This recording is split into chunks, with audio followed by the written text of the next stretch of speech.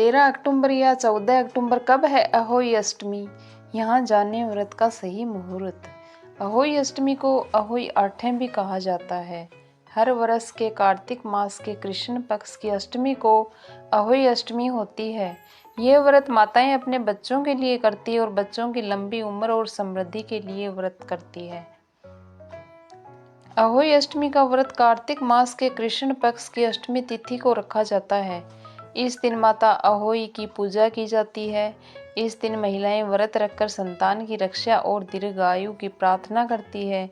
जिन्हें संतान नहीं हो पा रही उनके लिए ये व्रत विशेष है। इसके अलावा जिनकी संतान दीर्घायु ना होती हो या गर्भ में ही नष्ट हो जाती हो उनके लिए ये व्रत शुभकारी होता है। इस दिन विशेष प्रयोग करने से संतान की उन्नति और कल्याण भी होता है। यह उपवास आयु कारक और सौभाग्य कारक होता है।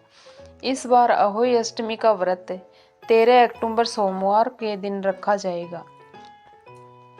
अहोई अष्टमी की तिथि इस बार 13 अक्टूबर की दोपहर 12:24 पर शुरू होगी और तिथि का समापन 14 अक्टूबर को सुबह 11:09 पर होगा। इस दिन पूजन का मुहूर्त शाम 5:53 से लेकर शाम 7:08 तक रहेगा। इसके अलावा इस दिन तारों को देखने का समय शाम 6:17 रहेगा।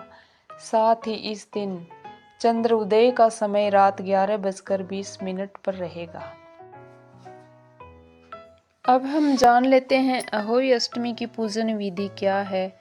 अहोई अष्टमी पर सुबह स्नान कर अहोई माता की पूजा कर संकल्प लें। फिर माता की आकृति गेरू या लाल रंग से दीवार पर बनाएं।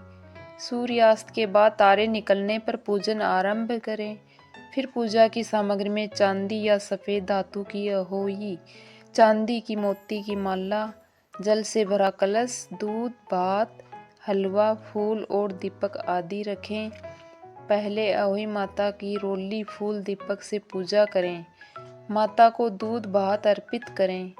फिर हाथ में गेहूं के 7 दाने और कुछ दक्षिणा लेकर अहोई माता की कथा सुने। कथा के बाद माला गले में पहन लें। गेहूं के दाने और वायना सासू माँ को देकर उनका आशीर्वाद लें। फिर रात में तारों को अर्घ देकर भोजन ग्रहण करें। उसके बाद चांदी की माला को दिवाली के दिन निकालें और माला पर जल के छींटे देकर सुरक्षित रख लें। इस दिन हमें कुछ बातों का ध्यान रखना चाहिए। दिन में सोने से बचें। किसी से भी लड़ाई झगड़ा या कड़वी बातें न करें।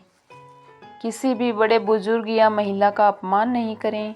नकारात्मक विचार नहीं लाएं और तामसिक भोजन भी नहीं करें। सुई, कैंची, चाकू या किसी भी नुकीली चीज़ का इस्तेमाल नहीं करें। मिट्टी से संबंधित कोई भी कार्य नहीं करें। इन बातों को ध्यान में रखते हुए अपना व्रत पूर्ण करें।